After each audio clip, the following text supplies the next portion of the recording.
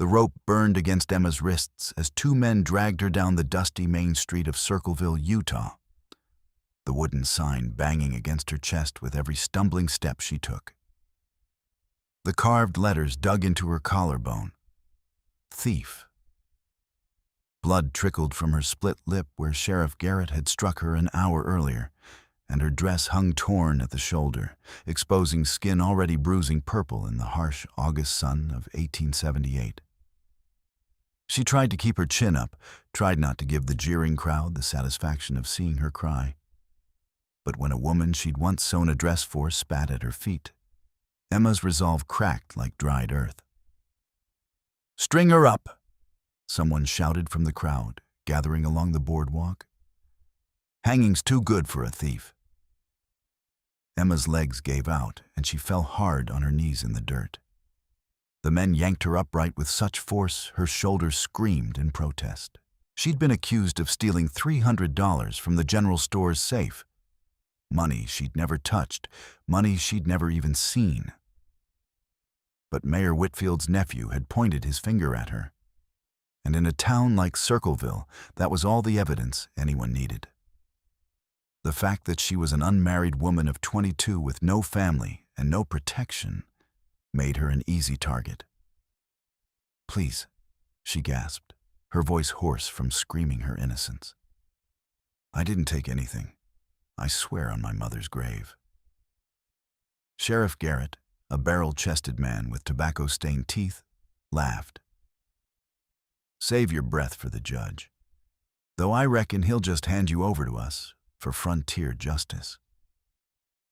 They dragged her past the saloon, past the church, past the very store she'd been accused of robbing.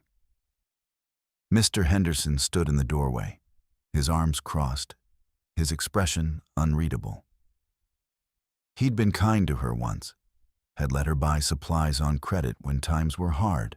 Now he just watched as they paraded her through town like a condemned animal. The crowd grew larger, more frenzied.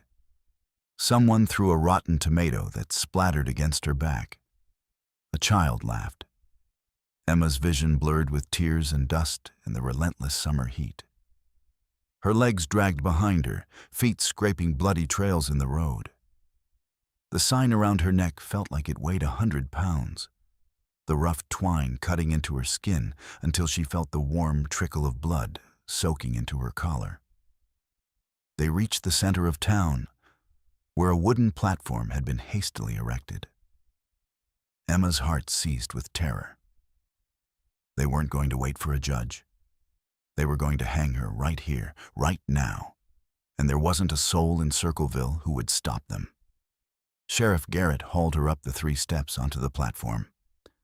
The crowd pressed closer, their faces twisted with righteous anger and something darker, something that looked like hunger for violence.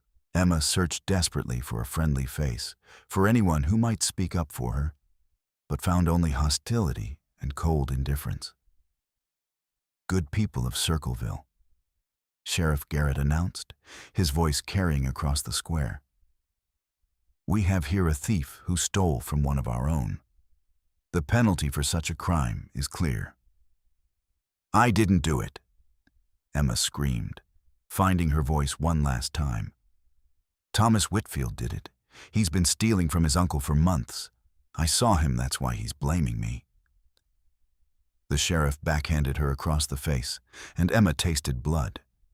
Her ears rang and her vision swam, but she stayed on her feet through sheer stubbornness. "Lying won't save you now," Garrett growled. A rider appeared at the edge of the crowd, but Emma's eyes were too blurred to make out more than a large shape on horseback. The crowd parted reluctantly, muttering complaints about the interruption. The man who dismounted was unlike anyone Emma had ever seen in Circleville. He stood well over 6 feet tall, with shoulders so broad they blocked out the sun. His arms, bare beneath a leather vest, were corded with muscle that rippled as he moved.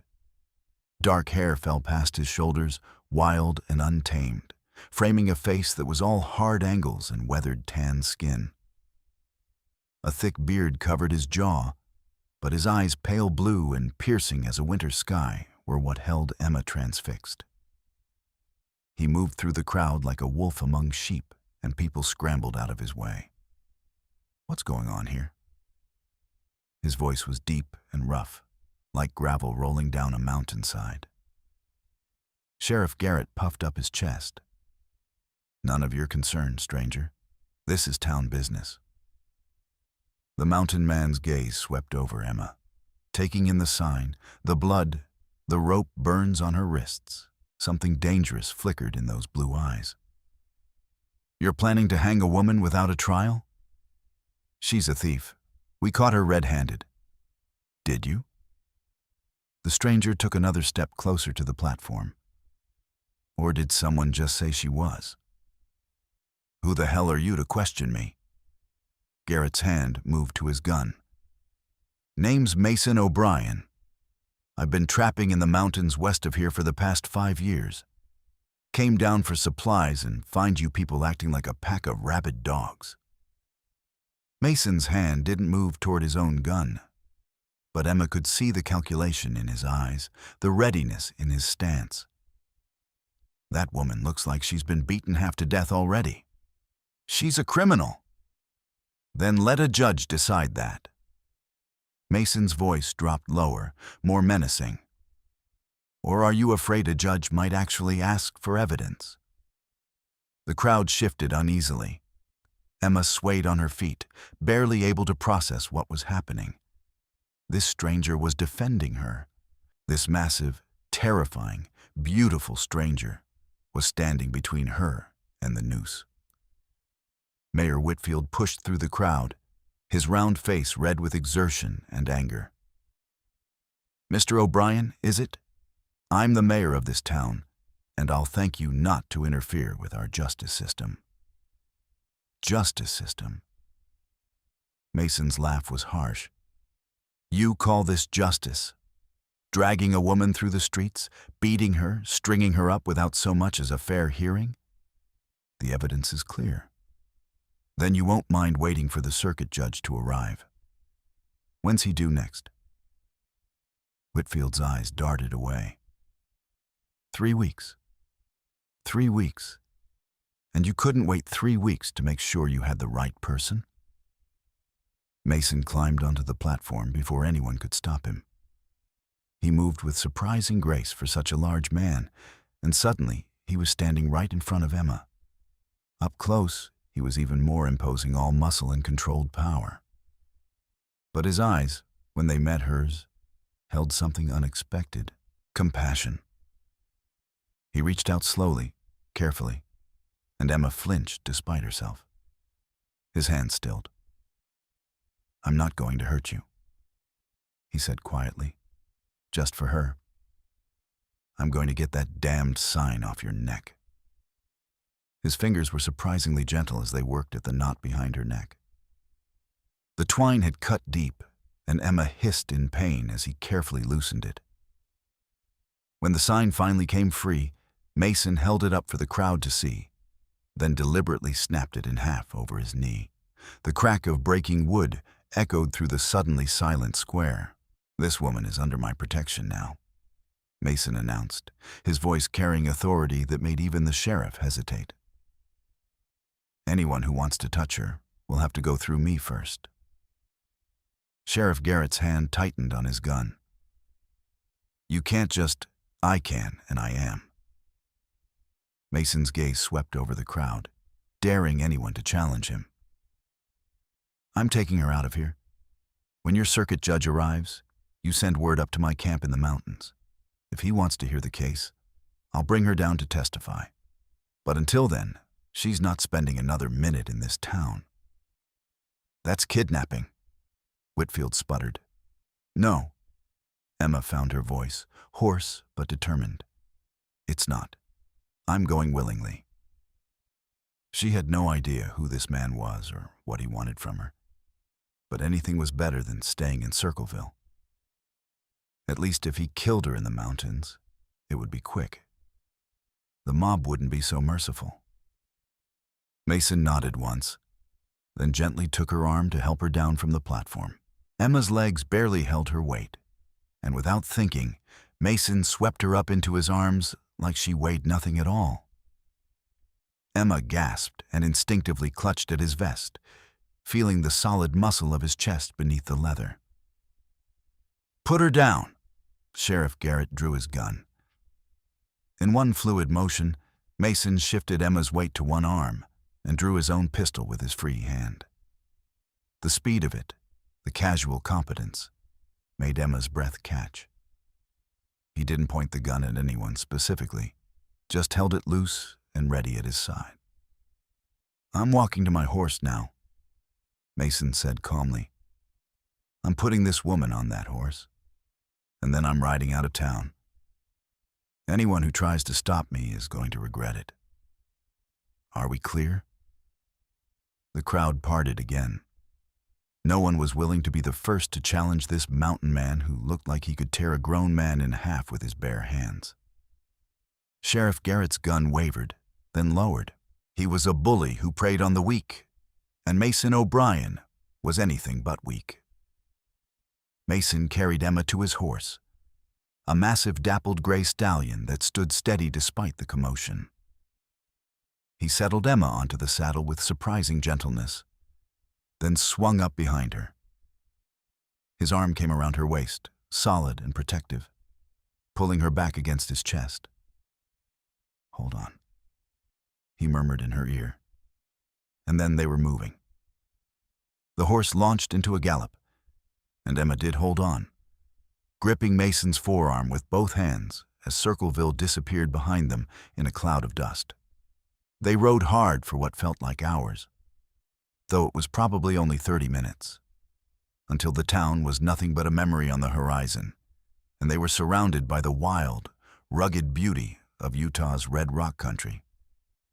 Finally, Mason slowed the horse to a walk, then to a stop near a small creek lined with cottonwood trees. He dismounted first, then reached up to help Emma down. Her legs buckled the moment her feet touched ground, and Mason caught her, lowering her carefully to sit against a tree trunk. "Easy," he said. "You're safe now." Emma looked up at him, this stranger who had just upended his entire day to save her life, and burst into tears. All the terror and pain and humiliation of the past few hours came pouring out in great, gasping sobs that shook her entire body. She covered her face with her hands, ashamed of her weakness, but unable to stop. Mason knelt beside her, not touching but close enough that she could feel his presence like a shelter from the storm. He didn't tell her to stop crying or that everything would be fine.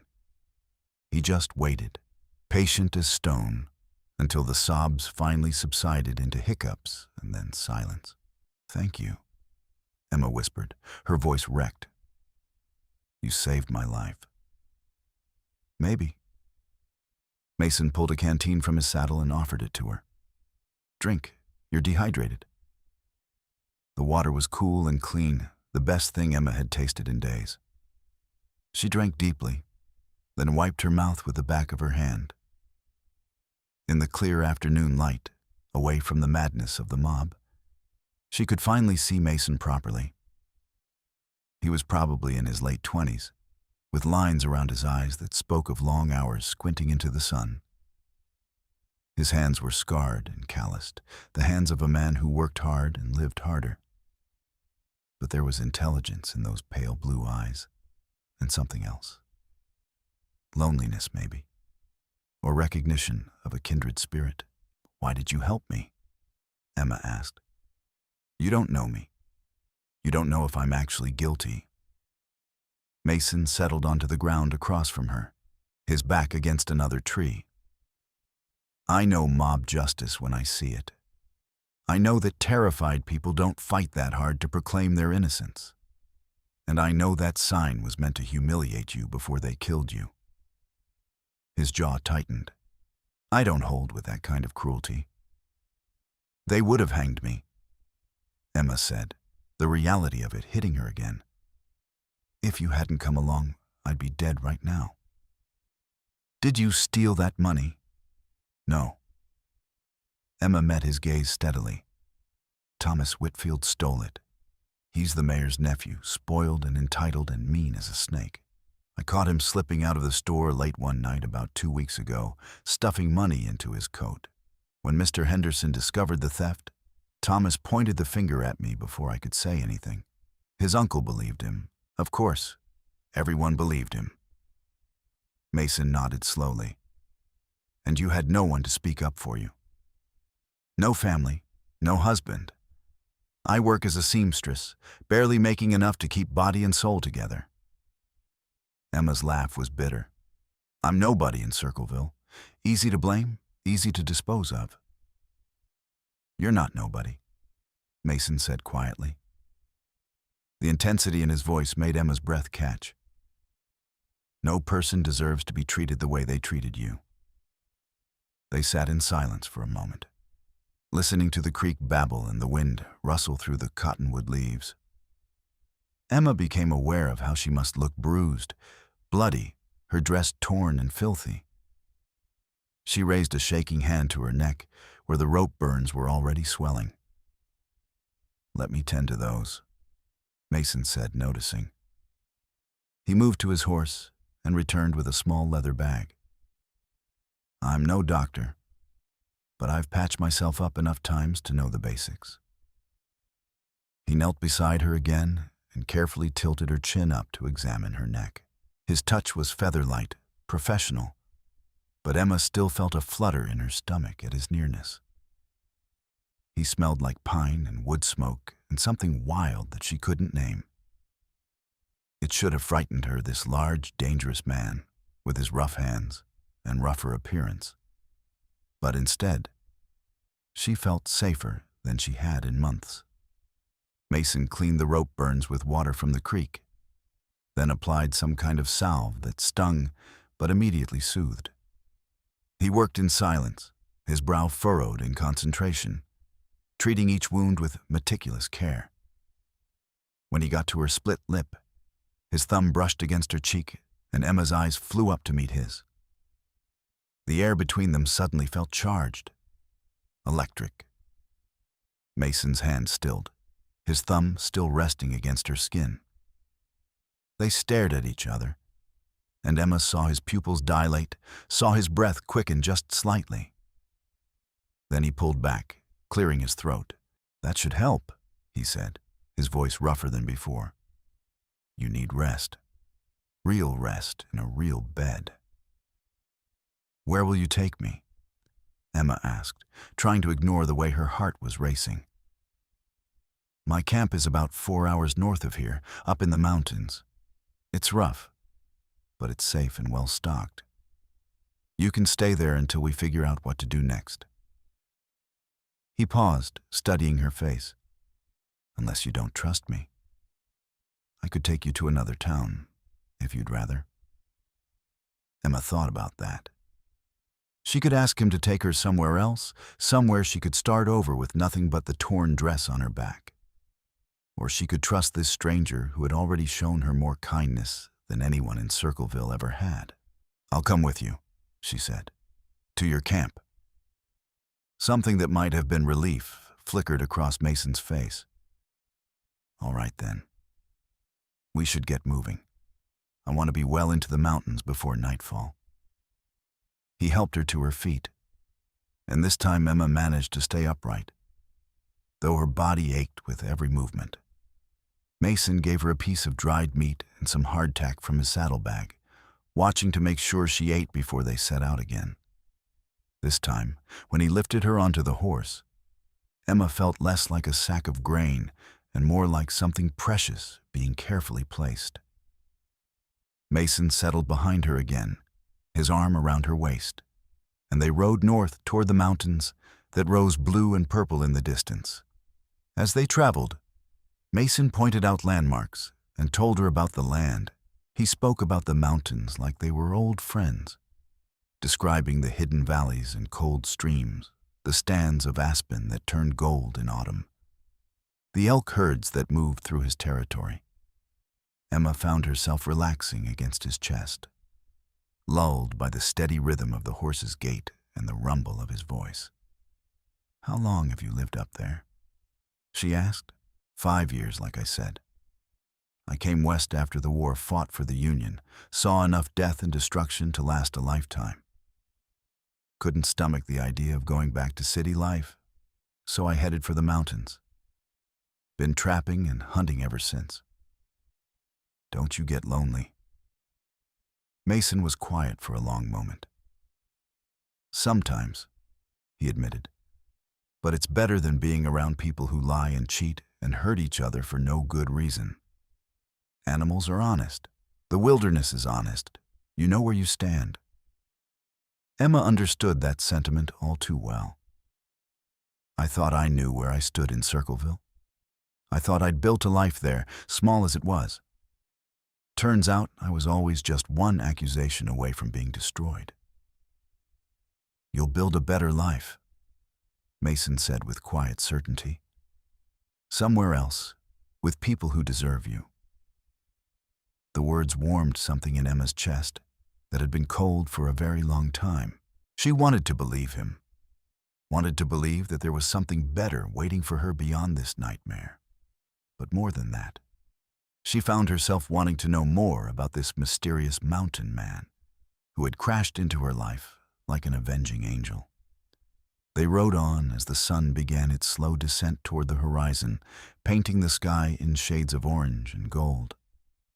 The terrain grew rockier, the vegetation sparser, as they climbed steadily into the foothills. Mason guided his horse with expert ease, following paths that Emma couldn't even see, until finally they entered a narrow canyon lined with towering pines. Almost there, Mason said.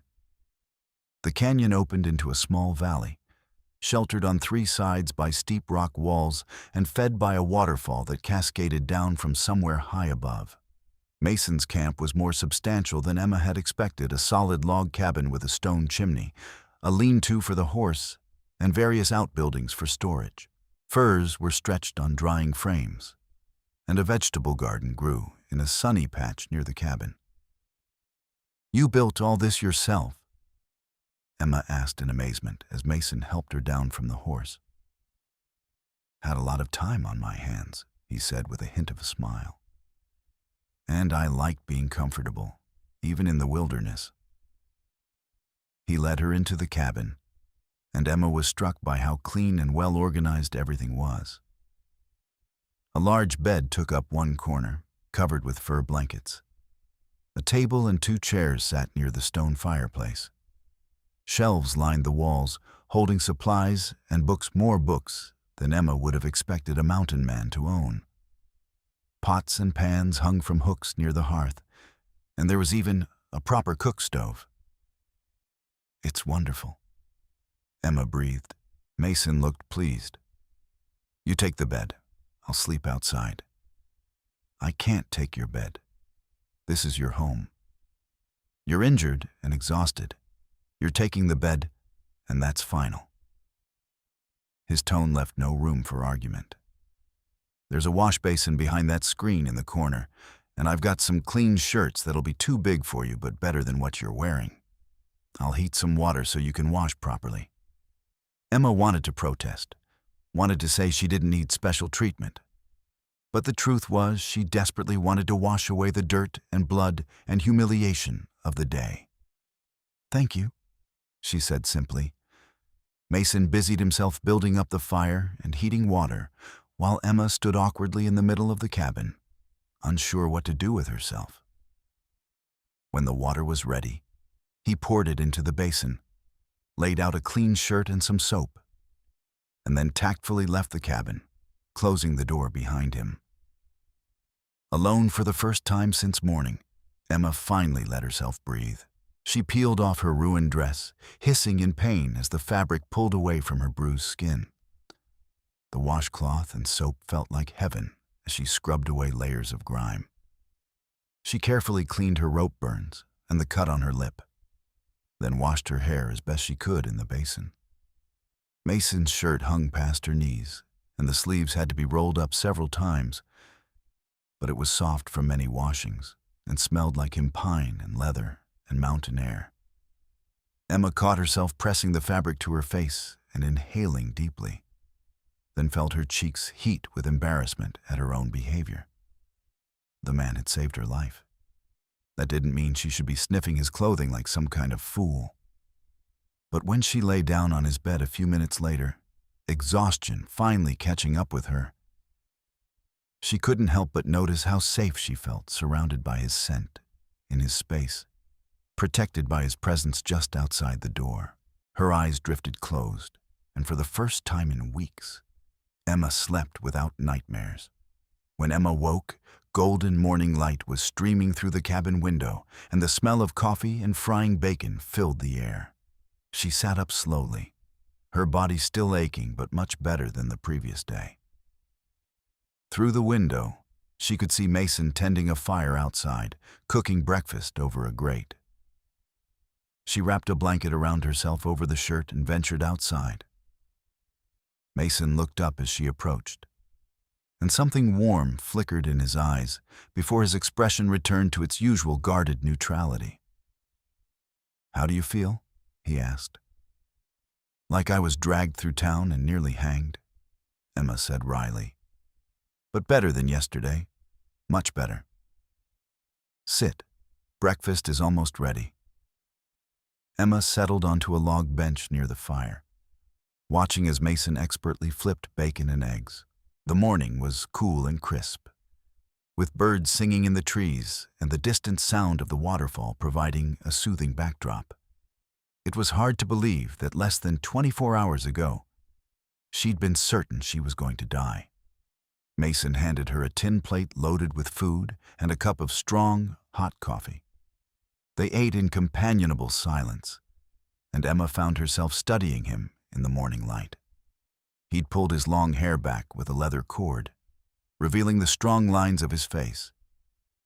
His forearms, bare below rolled-up sleeves, were corded with muscle and decorated with scars, some thin and white with age, others more recent. He moved with the easy confidence of a man completely comfortable in his environment, every gesture economical and purposeful. "What?" Mason asked, catching her staring. Emma felt heat rise in her cheeks. "Nothing. I was just thinking how different you are from the men in Circleville." "Different how?" "Honest, kind, actually capable of keeping yourself alive without exploiting someone else." Emma set down her coffee cup. "Can I ask you something?" "Ask." "Why did you really help me yesterday?" "The truth." Mason was quiet for a long moment, staring into the fire. When he finally spoke, his voice was low and thoughtful. "I had a sister once, younger than me by 3 years. After our parents died, I tried to take care of her, but I was young and stupid and didn't know what I was doing. She ended up working in a saloon in Kansas City." He paused, his jaw tightening. "Some men accused her of stealing. They did to her what that mob was trying to do to you. I was away hunting when it happened. By the time I got back to town, she was already dead." Emma's heart clenched. "Mason, I'm so sorry. I swore after that day I'd never stand by and watch another woman be destroyed by a mob of cowards." He looked at her then, his pale blue eyes fierce. "So when I rode into Circleville yesterday and saw what they were doing to you, I didn't even think. I just knew I had to stop it." "Your sister would be proud of you," Emma said softly. Mason's expression softened slightly. "Maybe. I hope so." They finished breakfast, and Mason showed Emma around the camp. He taught her where he kept different supplies, showed her the best place to fetch water from the stream, pointed out the root cellar where he stored preserved food for winter. Emma felt herself relaxing more with each passing hour, the terror of Circleville fading into something that felt almost like a bad dream. Over the next few days, they fell into an easy routine. Mason would leave early each morning to check his trap lines while Emma rested and recovered. He'd return in the afternoon with game or furs, and they'd spend the evenings talking by the fire. Emma learned that Mason was 28, that he loved to read poetry, especially, which surprised her, and that he had a dry sense of humor that caught her off guard and made her laugh. Mason learned that Emma had taught herself to sew, that she'd come to Circleville after her mother died 3 years ago, and that she had a stubborn streak a mile wide. "You're not what I expected when I picked up a damsel in distress," Mason said one evening as they sat outside, watching the stars emerge. "What did you expect?" "Someone helpless. Someone who would need constant taking care of." He glanced at her.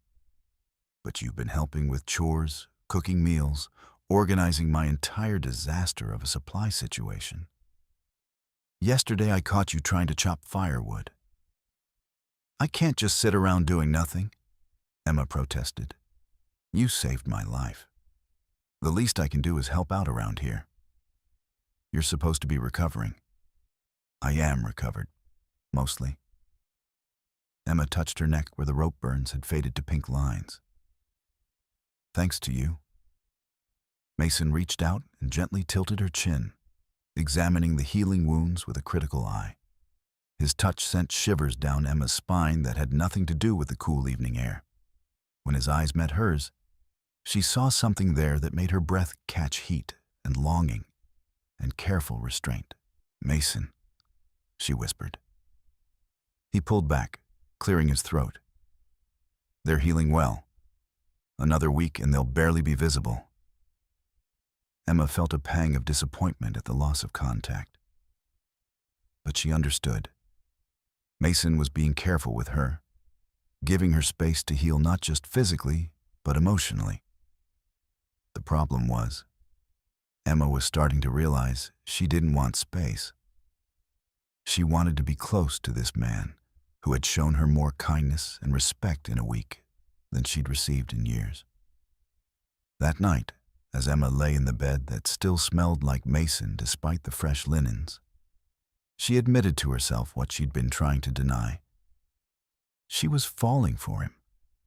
It was foolish and impractical and probably dangerous for both of them, but she couldn't help it. Every day spent in his company, watching him move through the world with such quiet competence, seeing the gentleness he tried to hide beneath his rough exterior, it all combined to create an attraction that was rapidly becoming impossible to ignore. The question was whether Mason felt the same way, or if he saw her only as a responsibility, someone to protect until she could return to civilization and leave his life forever. 2 weeks after Emma's arrival at the mountain camp, a rider approached the valley. Mason spotted him first and immediately went on alert, hand moving to his rifle. But as the rider drew closer, he relaxed slightly. "It's Jeremiah," he said. "Trapper from the next valley over. He's all right." The man who rode into camp was older, probably in his 50s, with a weathered face and kind eyes. He greeted Mason warmly, then tipped his hat to Emma. "Jeremiah, this is Emma," Mason said. "She's staying with me for a while." "Emma, Jeremiah Porter." "Madam," Jeremiah said. Then to Mason. "Word spreading about what happened in Circleville. Thought you should know that sheriff is telling people you kidnapped a criminal. He's talking about coming up here with a posse to get her back." Emma felt her blood run cold.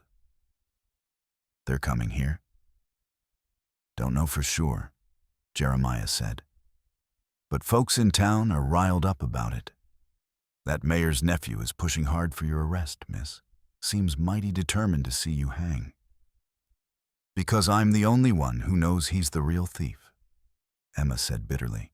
Mason's expression had gone hard as granite. "If they come up here, they'll regret it." "One man against a posse?" Jeremiah shook his head. "Mason, you're good, but you're not that good. Maybe the lady should move on, head further west or up to Wyoming." "No," Mason said flatly. "She's not running anymore." Emma's heart leaped at his words, at the protective fury in his voice, but practicality warred with emotion. Mason, I can't let you get killed defending me. Maybe Jeremiah's right. Maybe I should just disappear. Mason turned to her, and the intensity in his eyes made her take a step back. You're not going anywhere. I meant what I said in Circleville. You're under my protection. That means I protect you no matter what. But why? Emma's voice rose with frustration and confusion. Why does it matter so much to you? Why risk your life for someone you barely know? Because Mason cut himself off, jaw clenching. Because it's the right thing to do.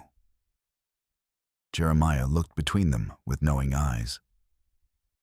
Well, I can see there's more going on here than just protecting an innocent woman. I'll leave you two to figure it out. He tipped his hat again. Mason, you need help. You send word. I'll come running. After Jeremiah left, Emma and Mason stood in tense silence. Finally, Emma found her courage. What were you going to say? She asked quietly. Before you stopped yourself? Mason turned away, his shoulders rigid. Nothing. It doesn't matter. It matters to me. Emma moved closer, close enough to touch if she was brave enough. Mason, look at me. Please. He turned slowly, and the raw emotion on his face nearly broke her.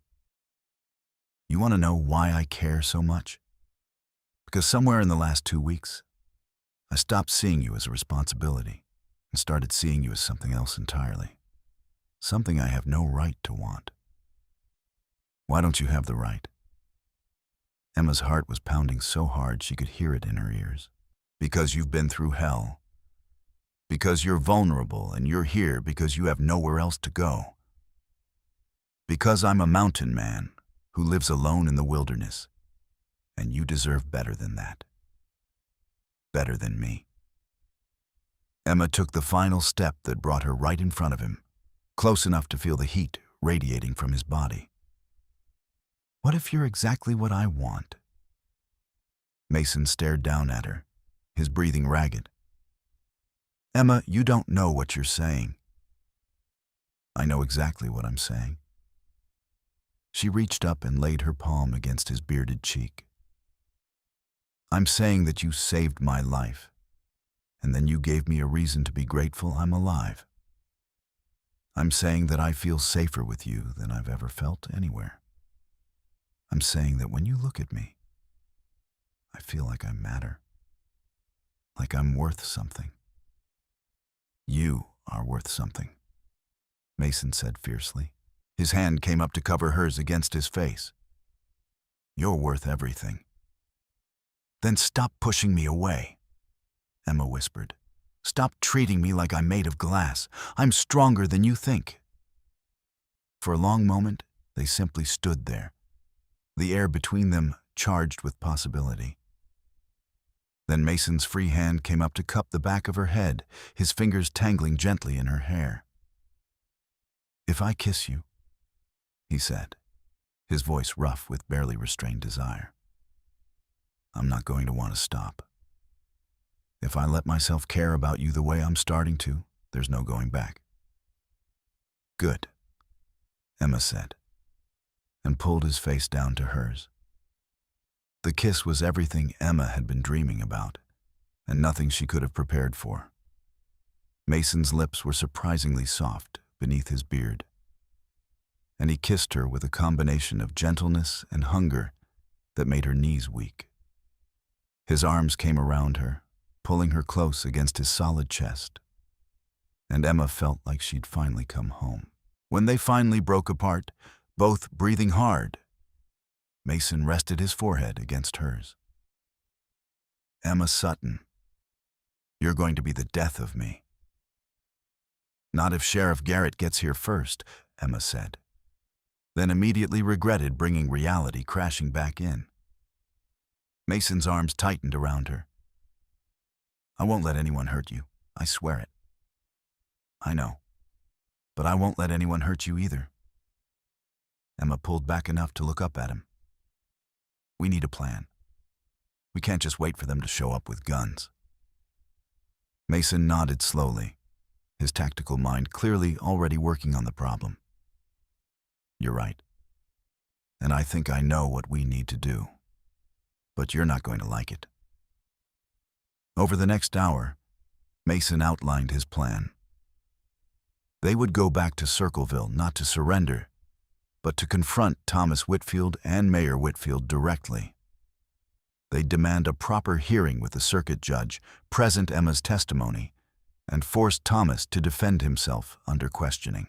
It was risky, but it was also the only way to clear Emma's name permanently. What if they just arrest me the moment we arrive? Emma asked. They won't get the chance. We'll bring Jeremiah and some of the other trappers with us. Enough men to make sure we get a fair hearing, not a lynching. Mason's jaw set. And I'll make it clear that anyone who tries to hurt you will answer to me personally. Emma couldn't help but smile despite her nervousness. You really think you can intimidate an entire town? I can try. They spent the next 3 days preparing. Jeremiah returned with 2 other trappers, Samuel and Henry, both of whom had had their own bad experiences with overzealous town justice. The 4 men were an intimidating group, all hard-muscled and well-armed, and Emma felt her confidence growing as they laid out their strategy. Mason insisted that Emma practice her testimony, making her go through every detail of what she'd seen the night Thomas Whitfield stole the money. He asked her hard questions, the kind she knew Thomas's lawyer would ask, until she could answer without hesitation.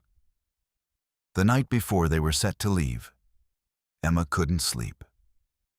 She lay in their bed now, since Mason had started sleeping inside the cabin on a bedroll near the fire after that first kiss and stared at the ceiling. Finally, she got up and padded over to where Mason lay. Can't sleep? He asked without opening his eyes. How did you know I was awake? I always know. He opened his eyes and looked at her. Come here. Emma didn't need to be asked twice. She lay down beside him on the bedroll, and Mason shifted to make room, pulling her close against his side. They'd kissed several more times over the past few days, each encounter leaving Emma more breathless than the last. But they hadn't gone further than that. Mason seemed determined to take things slowly, to give Emma time to be sure of what she wanted. I'm scared, Emma admitted, her head resting on his shoulder. What if this doesn't work? What if they won't listen? Then we'll figure something else out. But Emma, you have to understand, I'm not letting you live the rest of your life as a fugitive. You deserve to be free, really free to go where you want and build the life you want. What if what I want is to stay here? Emma asked quietly. With you? Mason's arm tightened around her. Is that what you want? Yes. Emma propped herself up on one elbow so she could see his face in the firelight. I know it's only been a few weeks. I know I should be more practical, more cautious. But Mason, I've never felt about anyone the way I feel about you. When I think about leaving here, about going back to civilization and never seeing you again, it makes me feel sick. Mason reached up and tucked a strand of hair behind her ear, his touch infinitely gentle. I feel the same way. From the moment I saw you on that platform, something in me recognized something in you, like we were meant to find each other. Then after we clear my name, I'm coming back here, if you'll have me. If I'll have you? Mason gave a low laugh. Emma, I'd give you everything I have. This cabin, this land, my whole life. It's all yours if you want it. Emma leaned down and kissed him, putting all her feelings into it, her fear, her hope, her growing love for this complicated, beautiful man. Mason responded with matching intensity, rolling them so he was above her, his weight supported on his forearms. The kiss deepened, became more urgent, and Emma felt heat pooling in her belly. "Emma," Mason groaned against her lips. "We should stop." "Why?" Emma's hands were in his hair, holding him close. "Because I want you so badly it's killing me. And I don't want our first time to be the night before we ride into potential danger." He pressed his forehead against hers, his breathing ragged. "I want to do this right. I want to court you properly, marry you if you'll have me. And then I want to spend every night for the rest of my life showing you how much you mean to me." Emma's heart felt like it might burst. "You want to marry me? If we survive tomorrow, I'm going to ask you proper. But yes, Emma Sutton, I want to marry you. I want to wake up next to you every morning and fall asleep holding you every night. I want to build a life with you, have children with you if you want them, grow old with you." Mason's voice was fierce with conviction. "You're it for me. There's never going to be anyone else." Tears spilled down Emma's cheeks, but they were happy tears. "Yes," she whispered. "Yes to all of it. Yes to you." They held each other through the night, talking quietly about their hopes and dreams, making plans for a future they weren't sure they'd survive to see. But Emma refused to believe that fate would bring them together, only to tear them apart. They'd made it this far. They'd make it through tomorrow, too. The ride back to Circleville took most of the day.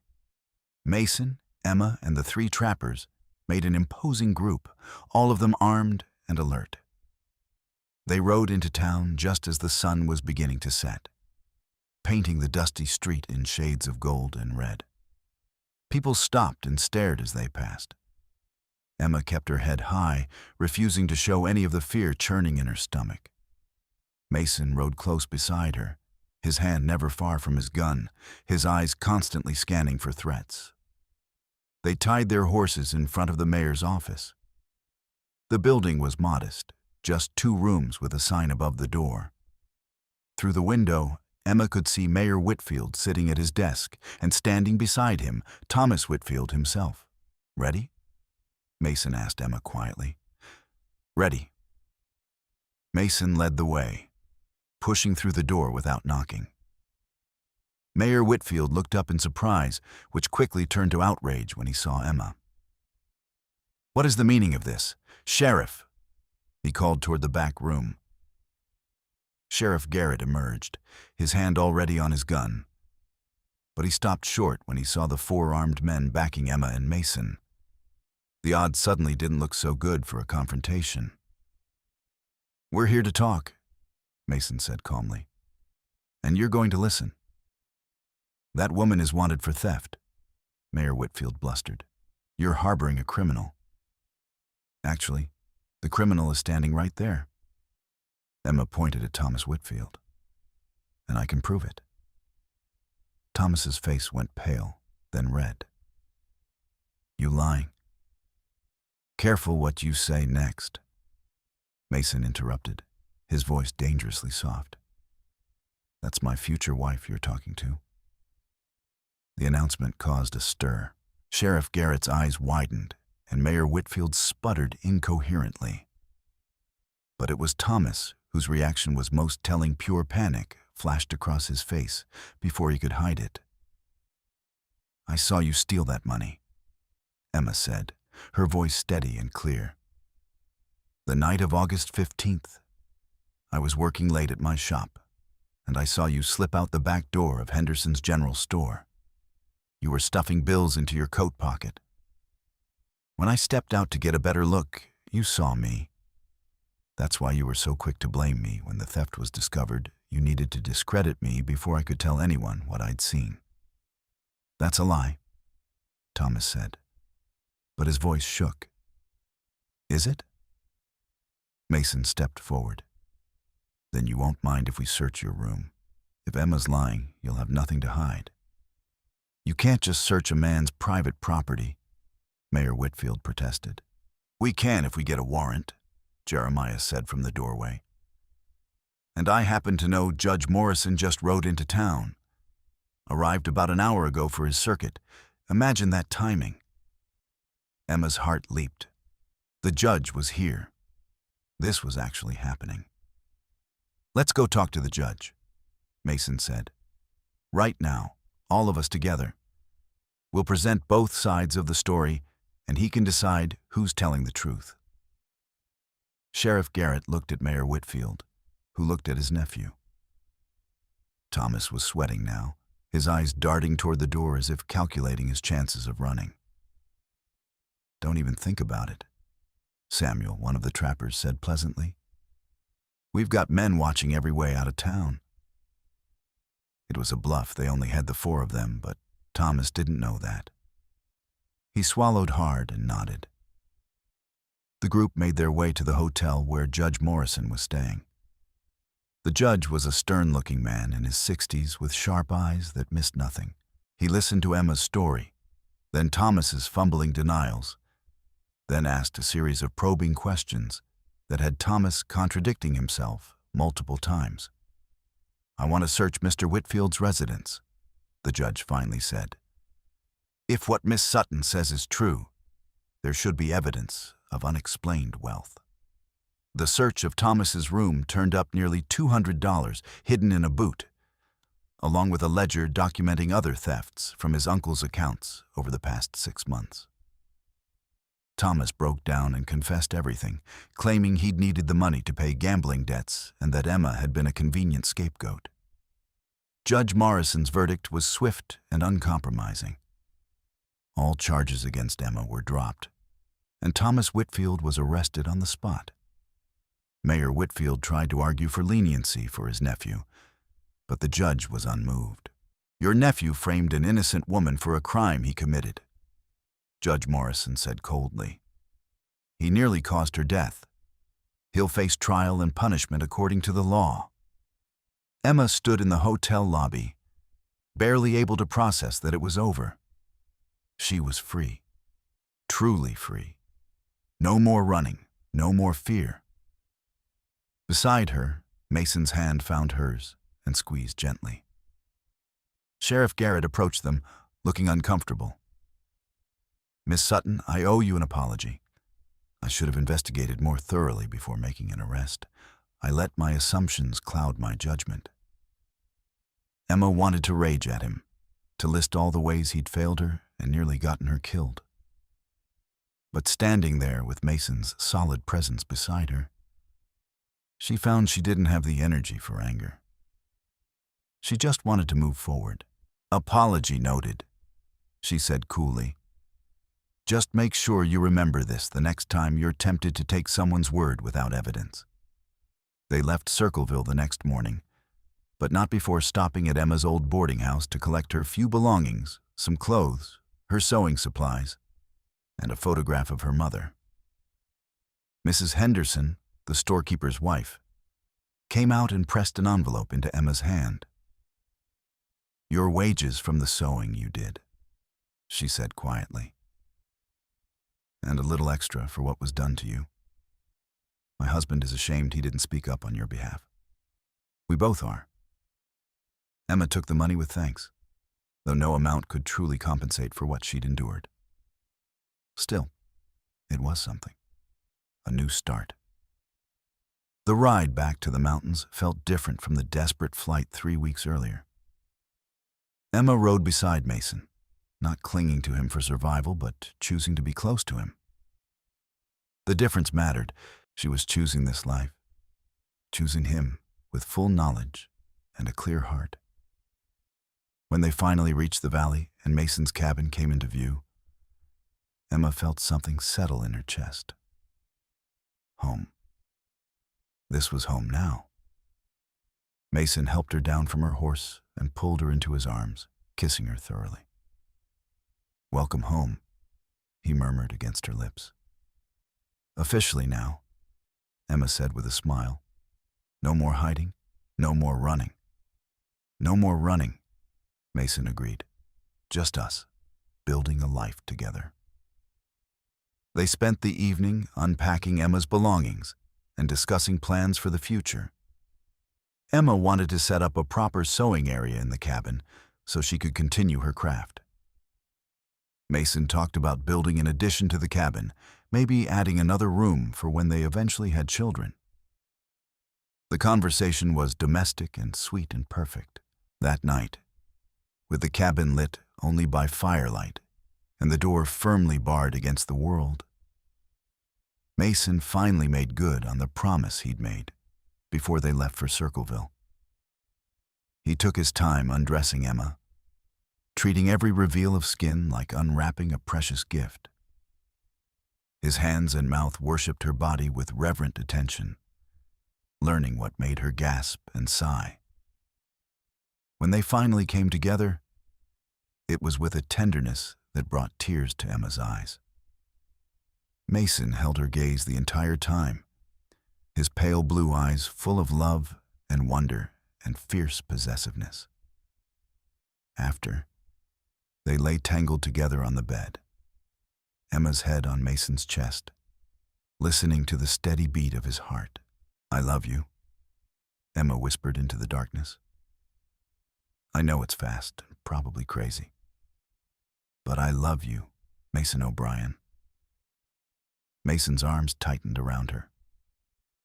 "Not crazy. I love you too, Emma. From that first moment in the town square, I think some part of me knew you were going to change my life forever. Change it for the better, I hope. Infinitely better." Mason pressed a kiss to the top of her head. "You've given me something to live for beyond just surviving. You've given me a reason to want a future." Emma smiled against his chest. "When are you going to ask me properly?" "Ask you what?" "You know what. You said you'd ask me proper." Mason chuckled, the sound rumbling through his chest. "Impatient, aren't you?" "Very. I've decided I'm a woman who knows what she wants and isn't afraid to go after it." "I've noticed." Mason shifted, reaching for his pants discarded on the floor beside the bed. He fumbled in the pocket for a moment, then turned back to Emma. In his hand was a simple gold ring, worn smooth with age. "This was my mother's. It's the only thing I have left of her." Emma's breath caught as Mason took her hand. "Emma Sutton," he said softly, "will you marry me? Will you build a life with me here in these mountains, wake up beside me every morning, and let me spend the rest of my days making you happy?" "Yes," Emma said through happy tears. "Yes, absolutely yes." Mason slipped the ring onto her finger. It fit perfectly, like it had been made for her. Emma held her hand up in the firelight, watching the gold catch and gleam. "How soon can we get married?" she asked. "Well, the nearest preacher is in Panguitch, about a day's ride from here. We could head down there next week if you want." "I want." Emma cupped his face in her hands. "I want to be your wife, officially and legally. I want everyone to know that I belong with you and you belong with me." They made the trip to Panguitch 2 weeks later, bringing Jeremiah along as a witness. The ceremony was simple, held in a small chapel with just the three of them and the preacher present. Emma wore her best dress, which she'd carefully mended and cleaned. Mason had trimmed his beard and pulled his hair back, looking more civilized than Emma had ever seen him, though no less attractive. When the preacher pronounced them husband and wife, Mason kissed Emma with such tender passion that even the usually stoic Jeremiah had to look away. Emma felt like her heart might burst with happiness. She was married to this incredible man who had saved her life and then given her a reason to be glad he had. They spent their wedding night in a hotel in Panguitch, and Emma discovered that Mason had been holding back during their previous encounters. Now that she was officially his wife, he seemed to feel free to show her exactly how much he wanted her. They barely left the room for 2 days, and when they finally emerged, Emma was thoroughly debauched and completely satisfied. The ride back to the mountains felt like riding toward their real life together. They talked about everything and nothing. Mason's plans for trapping next season, Emma's ideas for a vegetable garden expansion, whether they should get a dog, when they might want to start trying for children. "I want a family with you," Emma said as they rode through a stand of aspen trees turning gold with early autumn. "Not right away, maybe, but someday." "How many children were you thinking?" Mason asked. "I don't know. 2? 3? However many we're blessed with." Emma glanced at him. "What about you?" "I always thought if I had children, I'd want at least 2. Didn't want a kid growing up lonely like I did after my sister died." Mason's expression was thoughtful. "But Emma, I need you to know if we can't have children. Or if you decide you don't want them, that's all right too. You're enough for me. More than enough." Emma's love for him grew even deeper at those words. "You're enough for me too. Everything else is just extra blessings." Their first year of marriage passed in a blur of happiness and hard work. Emma established herself as a skilled seamstress, and word spread among the scattered mountain communities. Women would ride for hours to commission dresses from her. And Emma found satisfaction in her craft that she'd never experienced working for ungrateful customers in Circleville. Mason taught her to hunt and fish, to read the weather and the land. Emma proved to be a surprisingly good shot with a rifle. And Mason loved to tease her about how she'd once thought mountain men were all rough and uncivilized. "You're still rough," Emma would shoot back. "Just rough in the ways I like." They worked on expanding the cabin, adding a second room that could serve as Emma's sewing room or eventually a nursery. Mason proved to be as skilled with carpentry as he was with everything else, and Emma loved watching him work the flex of his muscles as he lifted beams, the concentration on his face as he measured and cut, the satisfaction in his eyes when a piece fit perfectly. Winter came hard and cold, but Emma had never felt more content.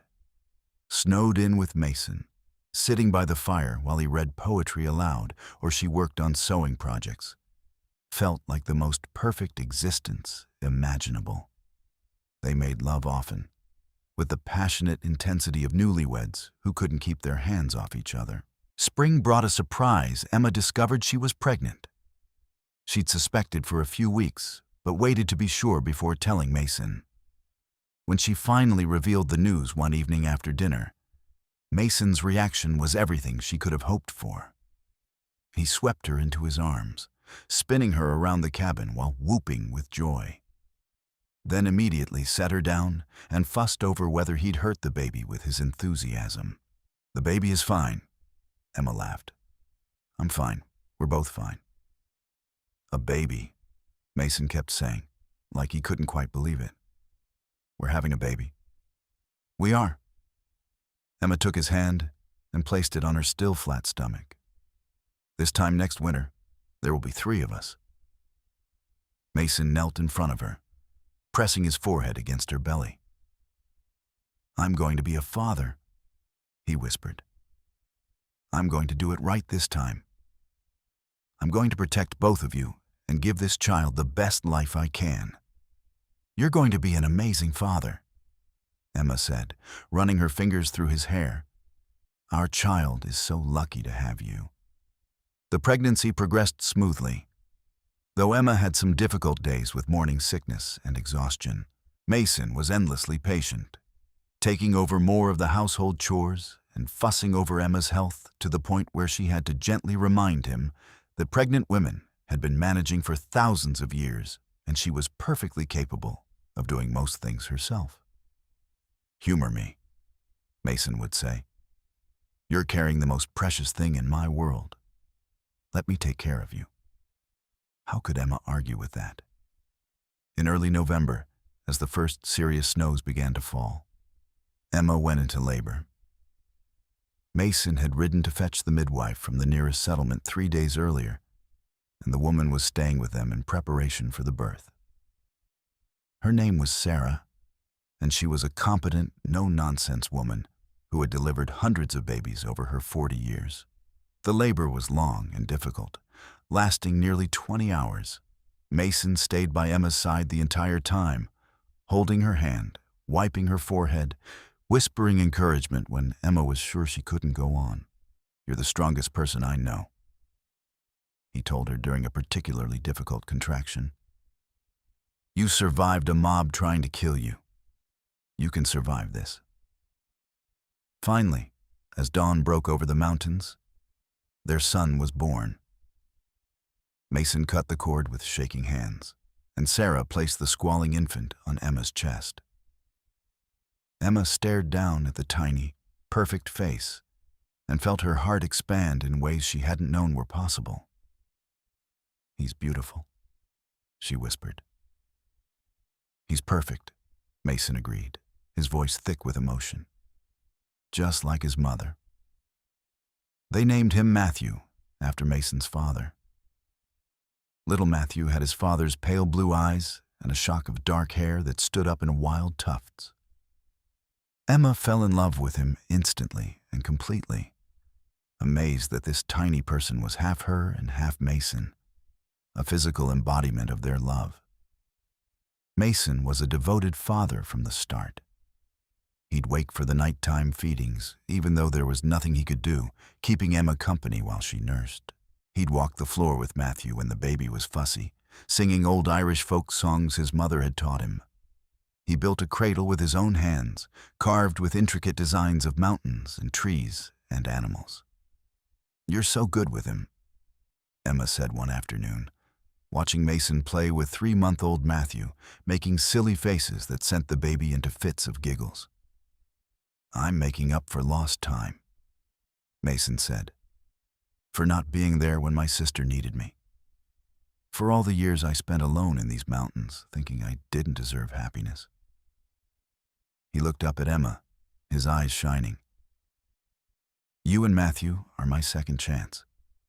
My chance to get things right." Emma crossed to him and wrapped her arms around both her boys. "You're getting everything right," she said softly. "We're so blessed to have you." The years that followed were full of love and laughter and the everyday challenges of raising a family in the wilderness. Matthew grew into a sturdy, adventurous little boy who loved following his father around the camp, helping with chores in the way that only a toddler can. When Matthew was 2, Emma discovered she was pregnant again, and the following spring they welcomed a daughter they named Elizabeth, after Emma's mother. Elizabeth was quieter than her brother, but no less strong-willed. She had Emma's dark hair and Mason's blue eyes, and she wrapped her father around her tiny finger from the moment she was born. Mason, who had once been the fearsome mountain man who intimidated entire towns, could be reduced to putty by his daughter's smile. "She's going to be trouble," Emma observed one evening, watching Mason let Elizabeth style his hair with wildflowers. "I have no idea what you're talking about," Mason said with mock innocence, as Elizabeth stuck another flower behind his ear. "I'm simply allowing my daughter to express her creativity."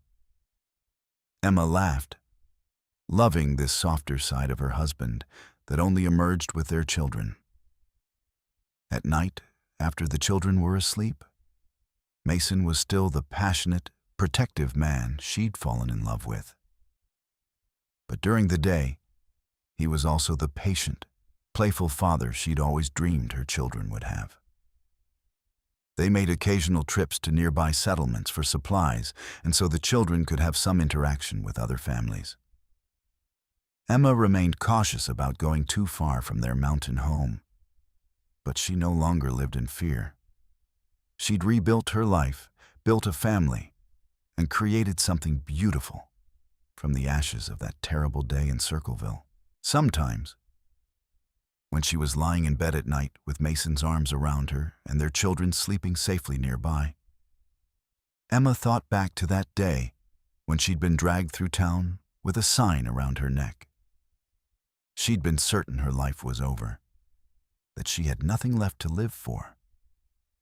She could never have imagined then that her salvation would come in the form of a mountain man with kind eyes and gentle hands, or that the worst day of her life would eventually lead to the best life she could have imagined. "What are you thinking about?" Mason murmured, pulling her closer. "Just how lucky I am," Emma said. "How lucky we are." "Not luck," Mason corrected. "Fate. We were meant to find each other, Emma. I believe that." "I believe it too." When Matthew was 5 and Elizabeth was 3, the family made a trip to Panguitch to stock up on supplies before winter. As they walked through the town, Emma heard someone call her name. She turned to see Mrs. Henderson from Circleville, looking much older than Emma remembered. "Miss Sutton. Or I suppose it's Mrs. O'Brien now." The older woman approached hesitantly. "I heard you'd married and moved to the mountains. I'm so glad to see you looking well." "Thank you, Mrs. Henderson." Emma kept her voice polite but cool. "What brings you to Panguitch?" "My husband and I moved here about a year ago. After what happened with Thomas Whitfield, we couldn't stomach staying in Circleville. Too many bad memories." She glanced at Mason, who stood protectively close to Emma with Elizabeth in his arms and Matthew holding his hand. "This is your family?" "It is." Emma softened slightly, seeing genuine regret in the older woman's eyes. "Mason, Matthew, and Elizabeth. You have a beautiful family. I'm glad you found happiness after everything that happened, Mrs." Henderson paused, then added, "Thomas Whitfield served 2 years for theft and fraud. He was released last spring and left Utah entirely, from what I heard. His uncle lost the mayoral election and the respect of the town. Sheriff Garrett was voted out as well. New leadership came in, better leadership. But it was too late to undo the harm that was done." Emma nodded, feeling surprisingly little at this news. Those people belonged to a different life, one that felt like it had happened to someone else. I hope they learned something from it all. I hope so too. Mrs. Henderson smiled at the children. "You take care, Mrs. O'Brien. You deserve all the happiness in the world." As they walked away, Mason squeezed Emma's hand. "You all right?" "More than all right," Emma said, watching Matthew skip ahead of them, chattering about everything he saw. "That part of my life is over. This is my life now, you, the children, our home in the mountains. Everything else is just the past." "I love you," Mason said simply. "I love you too. Always." That winter was particularly harsh, with snowdrifts piling up past the cabin windows and temperatures dropping so low that the water in the bucket would freeze solid overnight.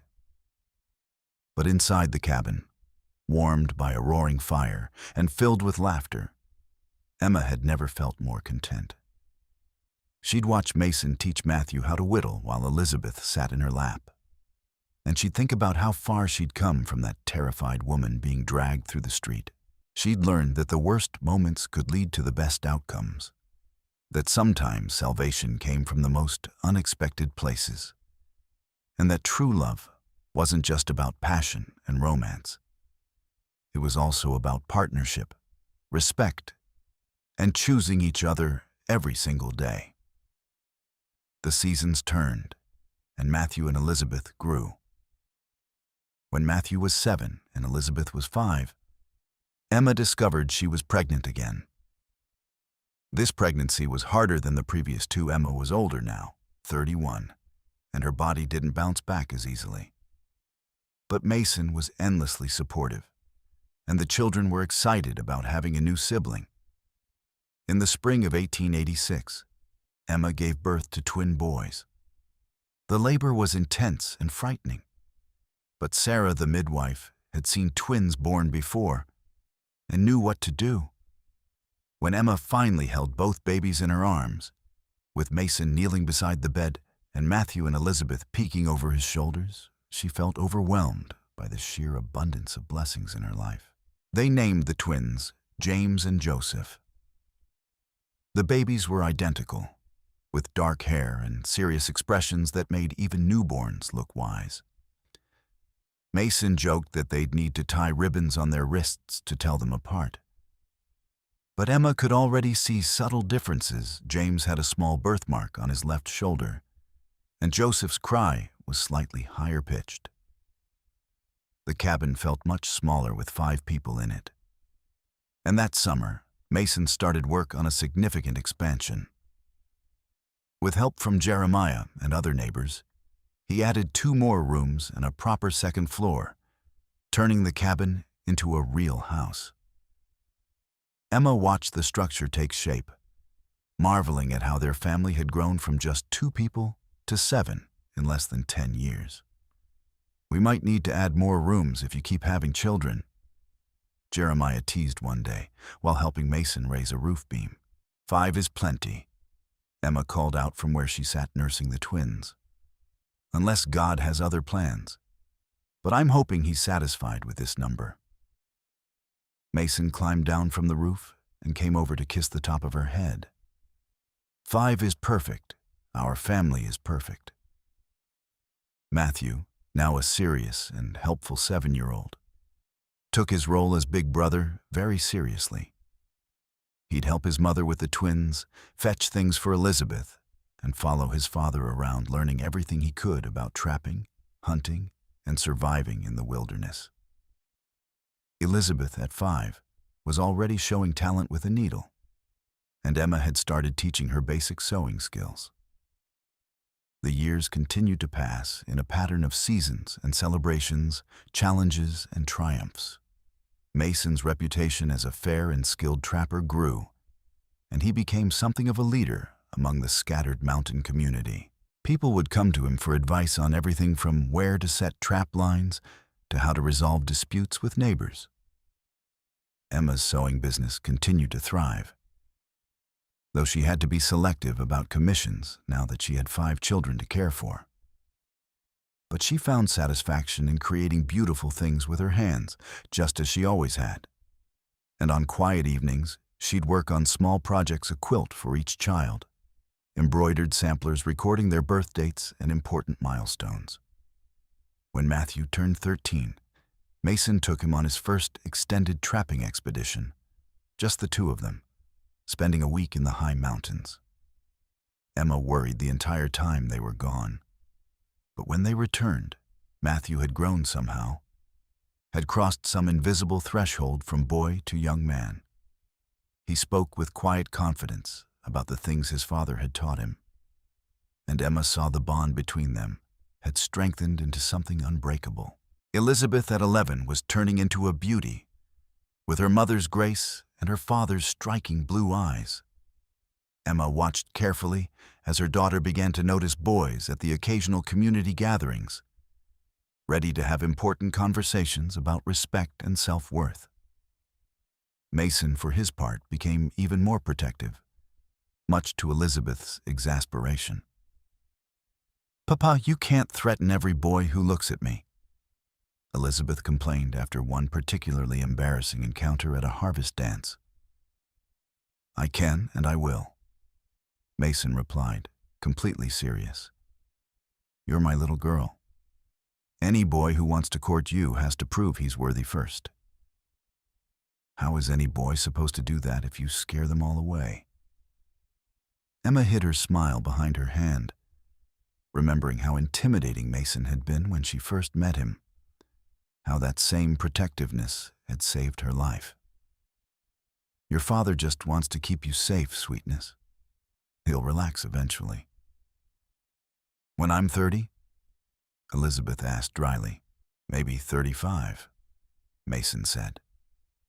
And Elizabeth threw a pillow at him, which devolved into laughter and a gentle wrestling match that ended with Elizabeth declaring her father the most impossible man in the mountains. The twins, now 8 years old, were inseparable and constantly getting into mischief. They'd disappear into the woods for hours, returning with tales of adventures and pockets full of interesting rocks and feathers. Emma learned to check their clothes carefully before washing, lest she discover a salamander or a particularly interesting beetle hiding in a pocket. On Emma's 35th birthday, the whole family gathered for a celebration. Mason had hunted a turkey, and Emma had made all her favorite dishes with ingredients the children had helped gather. After dinner, as they sat around the fire, Mason pulled Emma aside. "I have something for you," he said, producing a small wooden box he'd carved himself. Inside was a delicate silver locket on a chain. "Mason, it's beautiful," Emma breathed, lifting it from the box. The locket was engraved with an intricate pattern of mountain peaks and wildflowers. "Open it." Inside were two tiny portraits, one of Emma and one of Mason, painted in miniature with incredible detail. "How did you—" "I commissioned them from that artist in Panguitch. Took him 6 months to complete." Mason fastened the locket around Emma's neck. "I wanted you to have something that showed how far we've come. Something you could pass down to our children someday, so they remember where they came from." Emma touched the locket, feeling tears prick her eyes. "You sentimental man. Who would have guessed?" "Only for you," Mason said, pulling her close. "You and our children are my whole world, Emma. Everything good in my life started the day I rode into Circleville and saw you standing on that platform. I thank God for that day," Emma said quietly. "Even with all the fear and pain, I thank God for it, because it brought me to you." They stood there in the twilight, holding each other while their children laughed and played around the fire, and Emma reflected on the strange and wonderful path her life had taken. She'd been accused of a crime she didn't commit, dragged through town like an animal, marked as a thief and nearly killed by a mob. But from that darkness had come light, a love so deep and true, it had sustained her through everything. A family that filled her days with joy, and a home that was more beautiful than anything she could have imagined. The years had been kind to them. Mason's dark hair now showed threads of silver, and lines crinkled around his eyes when he smiled. Emma saw her own reflection in the mirror and noticed the marks of time, a few gray hairs of her own, the softness around her middle from bearing 5 children, the fine lines on her face. But she'd never felt more beautiful, because she saw herself through Mason's eyes, and in his eyes, she was perfect. As Matthew grew into a young man of 18, tall and broad-shouldered like his father, he announced his intention to start his own trap line in a neighboring valley. Mason helped him build a small cabin, and Emma tried not to cry as she watched her firstborn son become independent. But Matthew came home often, and when he eventually brought home a sweet-faced girl named Sarah and announced their engagement, Emma and Mason welcomed her into the family with open arms. Elizabeth at 16 had her pick of suitors despite Mason's best efforts at intimidation. But she declared she was in no hurry to marry. She wanted to perfect her sewing skills first, maybe even travel to a big city and see how the finest dressmakers worked. Emma supported her daughter's ambitions, seeing in Elizabeth the same independence and determination that had kept Emma alive through her darkest days. The twins at 13 were still inseparable, still wild and adventurous, but showing signs of the men they'd become. James had inherited his father's mechanical aptitude and spent hours tinkering with anything he could take apart and reassemble. Joseph had a gift for tracking and could read the forest like a book, spotting signs that even Mason sometimes missed. One evening, as Emma and Mason sat on the porch of their now substantial house, watching the sun set over the mountains that had become their kingdom, Emma took Mason's hand. "We did good," she said simply. "We did," Mason agreed, "though I think you deserve most of the credit. You took a broken life and built something beautiful from it." We built it together, Emma corrected. Every step of the way, together. Together, Mason echoed, raising her hand to his lips. Always together. In 1895, 17 years after Emma had nearly been hanged in Circleville, she and Mason took a trip back to the town. They'd been invited by the new mayor to attend a dedication ceremony for a new courthouse, one that would ensure proper legal proceedings and fair trials for all citizens. The new mayor had specifically requested Emma's presence, wanting her story to serve as a reminder of why justice reforms had been necessary. Emma had been reluctant at first, not wanting to revisit that dark chapter of her life. But Mason thought it might bring closure, and the children were all old enough now to manage without them for a few days. So they made the journey, just the two of them, riding horses like they had all those years ago. Circleville had changed significantly. The main street was wider and better maintained. New buildings had replaced old ones. Most of the people who'd been part of the mob were gone, died, moved away, or simply aged into irrelevance. But the weight of history still hung in the air as Emma and Mason rode through town. The dedication ceremony was attended by people from all over the territory. The new mayor gave a speech about the importance of due process and the dangers of mob mentality. Then he asked Emma to say a few words. Emma stood before the crowd, Mason at her side as always, and looked out at the sea of faces. She thought about what to say, how to encapsulate everything she'd learned and experienced. 17 years ago, I stood in this town square with a rope around my neck and a sign calling me a thief. She began, her voice steady. I was innocent. But that didn't matter to the people who'd already decided my fate. I would have died that day if not for one man who had the courage to stand against the mob. She glanced at Mason. My husband saved my life, and in doing so, he gave me the chance to build something I never thought I'd have: a family, a home, a future. She paused, gathering her thoughts. I don't tell you this story to shame the people of Circleville. Most of the people who were here that day are gone now, and the new generation deserves a chance to build something better. I tell you this story because it matters. Because justice matters. Because every person deserves the chance to defend themselves, to be heard, to be treated with basic human dignity. Emma's voice grew stronger. What happened to me was wrong, but something good came from it. I found love and built a beautiful life. And this town learned an important lesson about the cost of hasty judgment. So today, as you dedicate this new courthouse, I want you to remember justice isn't just about punishing the guilty. It's about protecting the innocent, even when it's easier to look away. The applause that followed was thunderous. Afterward, several people approached Emma to apologize for their role in what had happened, or to express admiration for her strength. Emma accepted their words graciously, but with a certain reserve. She'd forgiven, because carrying anger would only poison her own life. But she hadn't forgotten. As they rode away from Circleville, for what Emma suspected would be the last time, Mason asked how she felt. Free, Emma said after a moment. Truly, completely free. That town doesn't have power over me anymore. It's just a place, and those are just people. My life, our life, is somewhere else entirely. They rode back to the mountains, back to their children and grandchildren.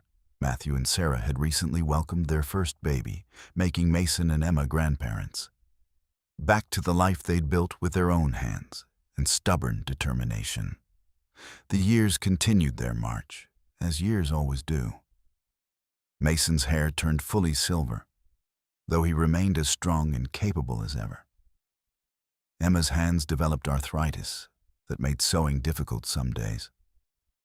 But she adapted, finding new ways to practice her craft. They watched their children grow and start families of their own, filling the mountains with another generation of O'Briens. On their 25th wedding anniversary, the entire family gathered at the homestead for a massive celebration. Matthew was there with Sarah and their 3 children. Elizabeth had eventually married a kind surveyor named Robert, and they had twin girls. The twins James and Joseph had both married within the same year, and their wives were friends who'd grown up in neighboring valleys. The house that had started as a simple cabin was now a sprawling structure with multiple additions, able to accommodate the crowd of children and grandchildren that descended for holidays and special occasions. Mason had built long tables outside under the cottonwood trees, and Emma directed the preparation of a feast that would feed everyone. That evening, as the sun set and the adults gathered around a bonfire, while the children ran wild in the gathering dusk, Matthew stood and raised his glass. "To my parents," he said, his voice carrying across the gathering. "Who taught us that love isn't just a feeling, it's a choice you make every day? Who showed us that family isn't just about blood, but about the bonds you forge through shared experiences and mutual respect? Who proved that the worst circumstances can lead to the best outcomes if you're brave enough to keep going?" "To Mama and Papa," the others chorused, raising their own glasses. Emma felt tears slip down her cheeks as she looked around at all these people. Her children, their spouses, her grandchildren, and thought about how none of them would exist if not for that terrible, wonderful day when Mason O'Brien had ridden into Circleville and torn a sign from her neck. Every person here, every laugh and smile and moment of joy existed because Mason had been brave enough to stand against a mob, and Emma had been strong enough to survive and trust him. Mason's arm came around her shoulders, pulling her close. "No tears," he murmured. "This is a happy day." "These are happy tears," Emma assured him. "I'm just overwhelmed by how blessed we are." "We are blessed," Mason agreed. "More than I ever dared hope for when I was alone in these mountains, thinking I'd live and die without ever knowing this kind of happiness." As the party continued around them, Emma and Mason slipped away for a moment of quiet. They walked to their favorite spot overlooking the valley, where the waterfall caught the last rays of sunlight and turned to liquid gold. "Do you ever regret it?" Emma asked. "Giving up your solitary life for all the chaos and noise of a family?" Mason looked at her like she'd grown a second head. "Not for one single second. Emma, you and our children are the best thing that ever happened to me. You took a man who was just existing and gave him a reason to really live. You saved my life," Emma said softly. "In every way a person can be saved. You gave me safety, love, purpose, and a family. You gave me everything." "We saved each other," Mason corrected. "I was lost before you, Emma. You just didn't know it because I'd gotten good at hiding it. But you found me anyway, saw through all my defenses, and loved me despite knowing how broken I was." "You were never broken," Emma said fiercely. "You were hurt and lonely and guarded, but never broken. And I didn't save you despite your flaws. I loved you because of your entire self, flaws included." Mason cupped her face in his work-roughened hands and kissed her with the same passion he'd shown the very first time, all those years ago. When they finally pulled apart, both breathing hard, Emma laughed. 25 years and you still kiss me like that." "I'll still be kissing you like that when we're 90, Mason promised. "You're it for me, Emma O'Brien. Forever." "Forever," Emma agreed. And they stood there watching the sun set over their mountain kingdom, their family's laughter echoing up from the homestead below. Two people who'd found each other in the darkest moment and built a life more beautiful than either could have imagined. The decades that followed brought their share of challenges, harsh winters, sick children who recovered, financial hardships that were overcome through hard work and community support. But through it all, Emma and Mason stood together, their partnership unshakable, their love as constant as the mountains themselves.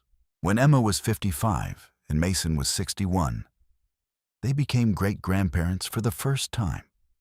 Matthew's oldest son welcomed a daughter, and when they brought the baby to visit, Emma held the tiny infant and marveled at the generations that had sprung from her and Mason's love. 4 generations, she said in wonder. How did we get here so fast? One day at a time, Mason said, his arm around her shoulders as they both looked down at the sleeping baby. One choice at a time, one sunrise at a time. We built this life brick by brick, Emma, and look how beautiful it turned out. As they grew older, Emma and Mason began passing down their stories to the grandchildren and great-grandchildren. They'd sit by the fire on winter evenings and tell tales of the old days, the wilderness, the challenges they'd overcome, the community they'd helped build. But Emma's favorite story to tell was always the beginning, how a mountain man with kind eyes and strong hands had ridden into a town square and changed the course of her entire life. The children would listen with wide eyes as she described being dragged through town, the feel of the rope around her neck, the terror of thinking she was about to die. Then the relief and wonder when Mason appeared like an avenging angel, tearing the sign from her neck and declaring her under his protection. And you fell in love just like that? The children would ask. Not quite that fast, Emma would say with a smile. But close. Sometimes you just know when you've met the person you're meant to spend your life with. Something in you recognizes something in them, and everything changes.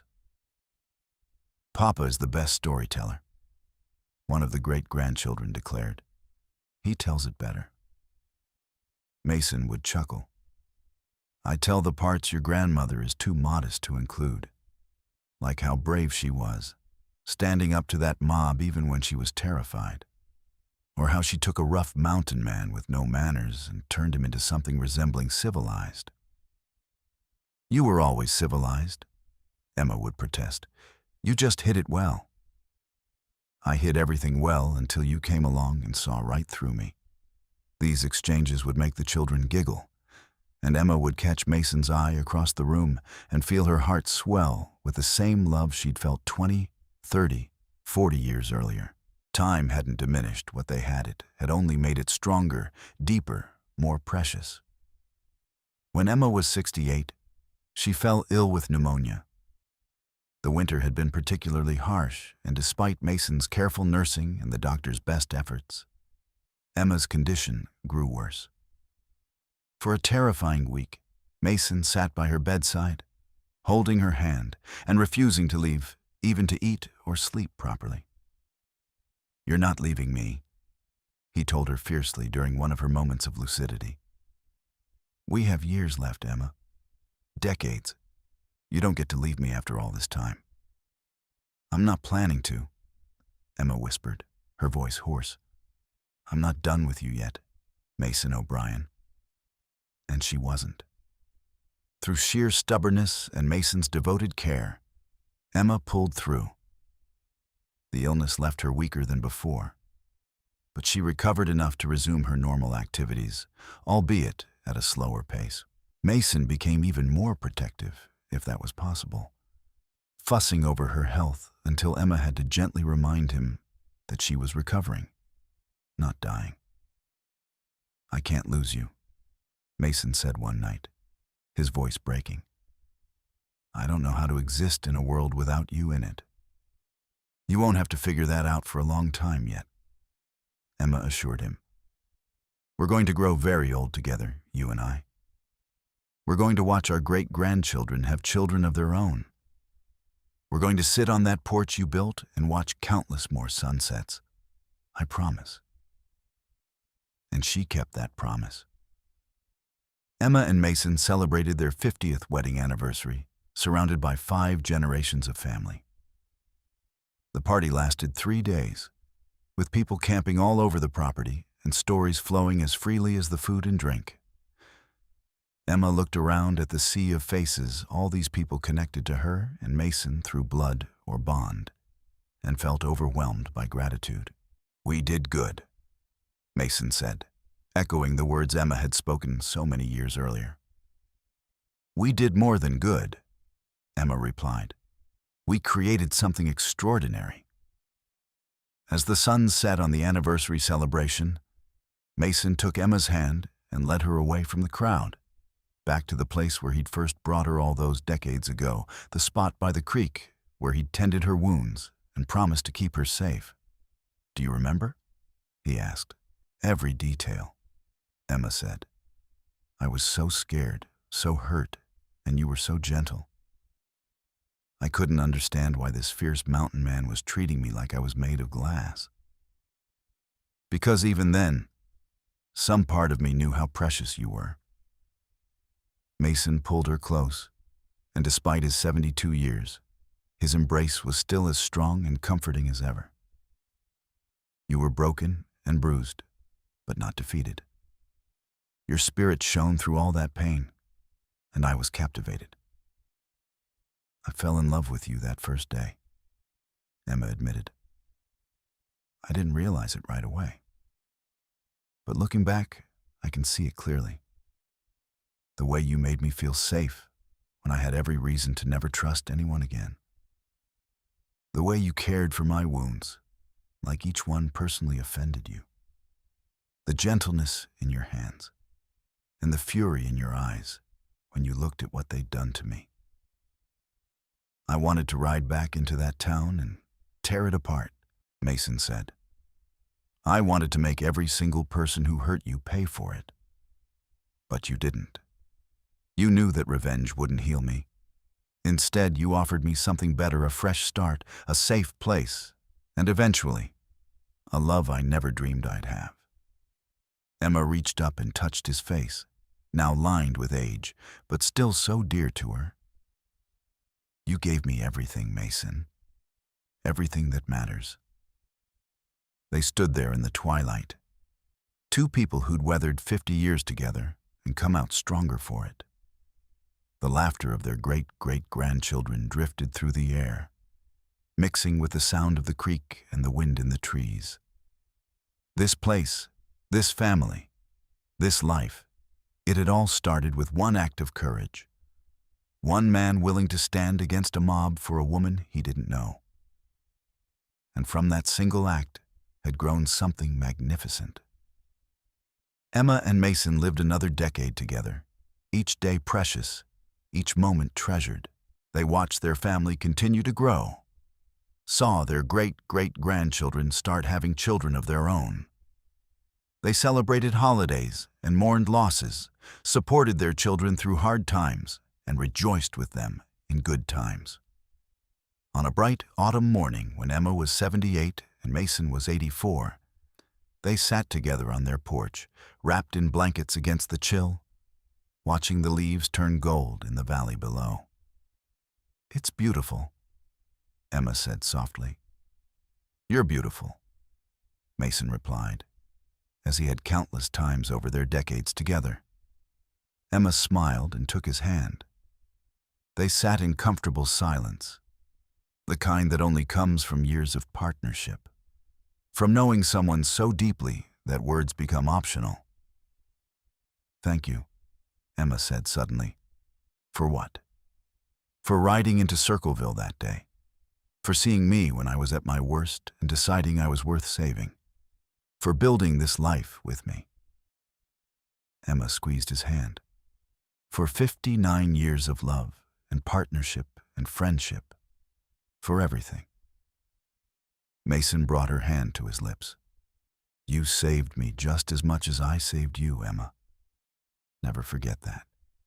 Before you, I was just a man hiding from the world in these mountains.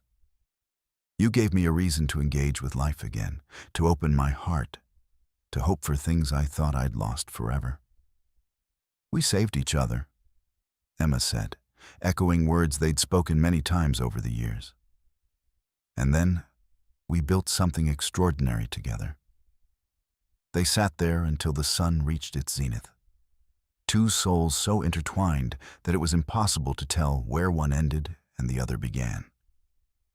When their grandchildren found them hours later, they were still holding hands, still watching the mountains, still together as they'd been for nearly 6 decades. Emma lived to be 84, and Mason passed 2 years later at 88. When the family gathered to remember them, the stories flowed for days, tales of courage and love, of hardship overcome and joy celebrated, of two people who'd found each other in the darkest moment and created a legacy that would span generations.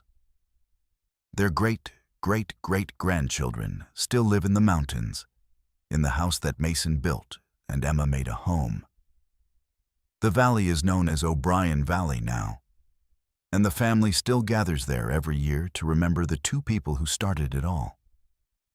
They tell the story of Emma being dragged through Circleville with a sign around her neck, and Mason tearing it off and declaring her under his protection.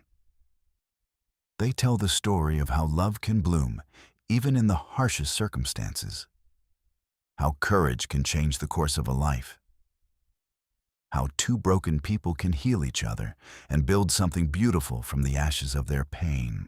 And in telling these stories, they ensure that Emma and Mason's legacy lives on, not just in the blood and bones of their descendants, but in the values they embodied: courage in the face of injustice, compassion for the vulnerable, and the unshakable belief that love, true love, can overcome anything. The sign that once labeled Emma a thief was long gone, burned in a campfire 59 years earlier. But the love story that began when Mason tore it from her neck, that would live forever, passed down through generations, a testament to the power of one moment, one choice, one man brave enough to stand against a mob and say, "No more." And that, in the end, was the greatest legacy of all.